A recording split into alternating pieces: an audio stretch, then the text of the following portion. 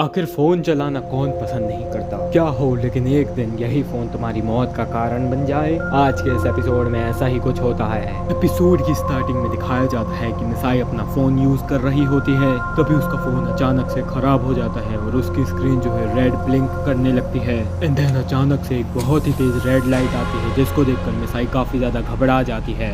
इसके बाद दिखाया जाता है कि मिसाई के मोबाइल में एक बहुत ही डरावनी सी स्माइल दिखती है और फिर जैसे ही मिसाई की आंख खुलती है तो उसको कुछ समझ नहीं आ रहा होता है कि आखिर वो कहाँ पे है। तभी वो एक ग्लास से टकरा जाती है और फिर वो उस ग्लास के उस पार देखने का कोशिश करती है और फिर पता चलता है कि मिसाई अपने मोबाइल के अंदर ट्रैप हो चुकी है और वो शिनचैन से फिर मदद की भीख मांगती है। तभी वो हॉरर ऐप वहाँ पे आता है और कहता है अब तुम यहाँ से बच के कहीं नहीं जा सकते, तुम जीवन भर के लिए मेरे गुलाम बन चुके हो।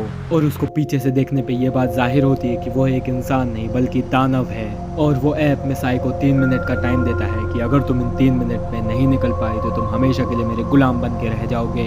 फिर वो ऐप बताता है कि मेरे पास चेहरा तो है लेकिन शरीर नहीं है, तो अगर तुम 3 मिनट के अंदर नहीं निकल पाए तो तुम्हारे बॉडी में मैं जीऊंगा और तुम्हारा फेस काट के फेंक दूंगा। इस बात को सुन के मिसाई काफ़ी ज़्यादा हैरान हो जाती है और डर जाती है। और फिर दिखाया जाता है कि जैसे जैसे टाइम ख़त्म हो रहा होता है मिसाई जो है इनविजिबल होने लगती है और रियल लाइफ में मिसाई का एक क्लोन बनने लगता है। फिर इसके बाद मिसाई जो है शिनचैन से मदद की भीख मांगती है, लेकिन शिनचैन को काफ़ी ज़ोर से टॉयलेट आ रहा होता है तो वो फ़ोन को टॉयलेट में ले जाता है और टॉयलेट के पानी के रिफ्लेक्शन में वो फ़ोन को दिखाता है, जिससे उस ऐप को लगता है कि जो रिफ्लेक्शन वाली मिसाई है वो असली मिसाई है और जो फ़ोन के अंदर वाली मिसाई है वो फेक मिसाई है। तो फिर वो ऐप डिसाइड करता है कि वो रियल वाली मिसाई को अंदर ले लेगा और फेक वाली मिसाई को बाहर फेंक देगा।